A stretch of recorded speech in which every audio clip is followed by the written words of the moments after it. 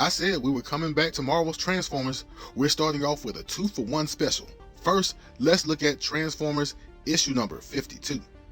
So we start off our story on the Grand Central Space Station with our Autobot pretenders, Landmine and Cloudburst. You see them on the right. They look like humans, but they're not humans. Anyway, we find out that this place doesn't take too kindly to robots. And while our two Autobot pretenders do try and do the right thing, the Chromite ends up getting kicked out of the Red Hatch. They explain to the bartender that even though they are human and don't have a relationship with the robot, they still found themselves trying to do the right thing.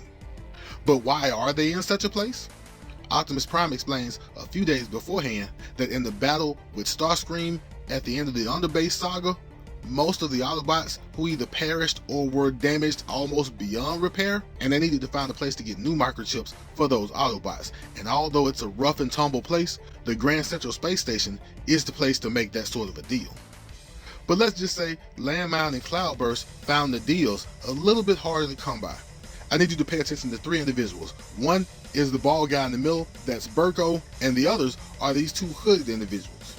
Those individuals are High-Test and Throttle, who are the Power Master partners of Darkwing and Dreadwind, together known as Darkwind, and they are robot spotters for this group called the Mechanibals, or Mechanibals. You get it?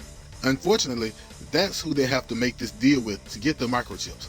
Also, for dinner later, they have Skylynx, and now the mission has changed just a little. After sneaking out of his human-looking shell, Landmine causes a distraction that allows them to free Skylynx because they were told about Skylynx by Berko, the old man, earlier. And then Landmine causes another distraction so the Mechanibals can't see him slip back into his human shell. So with all the commotion, they were able to make their deal, Energon for microchips, and make a clean escape. But they can't leave Berko back there now that the Mechanibals have lost Skylynx. But while convincing Berko they are who they are, they also let themselves get found out by High-Test and Throttle, and eventually getting turned back in to the Mechanibals, knowing that they are robots and they are now dinner.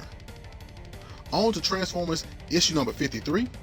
We pick up where issue number 52 left off, with Cloudburst and Landmine being dinner for the Mechanibals, who tell them about their robot spotters, High-Test and Throttle.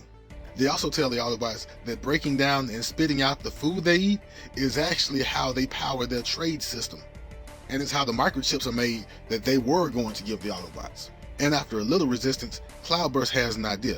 He pitches the idea that they're just going to be boring dinner unless he teaches them how to prepare their dinner, including a condiment made of crystals from another planet. And believe it or not, that worked. So they're heading to this planet called Femax, but they're being followed by High-Test and Throttle, who are being followed by Skylynx. They find out that on this planet, there is a paradise full of warrior women. Sound familiar? And once they figure out how to communicate, the commander of the Imperial Guard takes them to who they call the First One. And as you would imagine, the First One is the queen of this warrior paradise.